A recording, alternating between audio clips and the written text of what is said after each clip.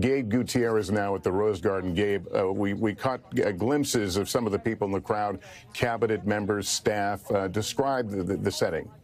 Well, certainly, Lester. It was a very somber setting here in the Rose Garden. As you said, the president was speaking here to staff, cabinet secretaries, some of his senior aides were in the audience, but he really tried to strike a unifying tone for the country. And this is similar to what Vice President Harris said yesterday during her speech at Howard University, really stressing the importance of a peaceful transfer of power. And this was a theme, Lester, that we heard throughout President Biden's campaign of threats to democracy, and basically saying that we can't, the results have to be accepted, and we can't be American. We cannot support America only when we win. And that's something that he reiterated over and over again during his remarks today. Now the focus shifts, Lester, to the next 10 weeks of his administration. And White House officials tell me that he'll be focusing on several things which he alluded to here, including more aid for Ukraine, more further implementing some of the legislation that his administration passed, including that infrastructure law, and in addition to that,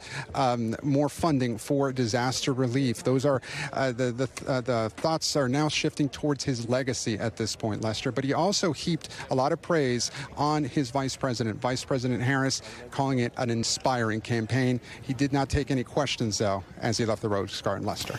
Yeah, you mentioned this, and I want to drill down a little farther. He seemed to be expressing some frustration of the pace of getting credit for things done. He was talking about things done, but noting the horizon, the time horizon, these things sometimes can be measured in decades.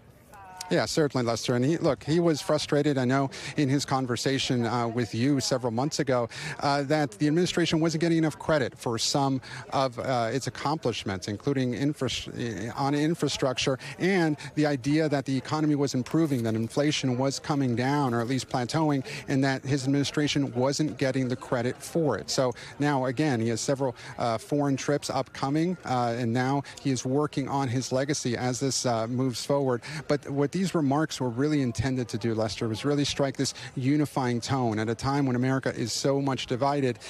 He is offering an olive branch to now President-elect Trump. He also mentioned that he called him. He has invited him here to the White House. The date for that is uncertain, but we should point out, Lester, that is something that Trump did not offer to Biden back in 2020 when he won the presidency. So the president, again, saying that what is paramount here is a peaceful transfer of power after this very contentious election, Lester.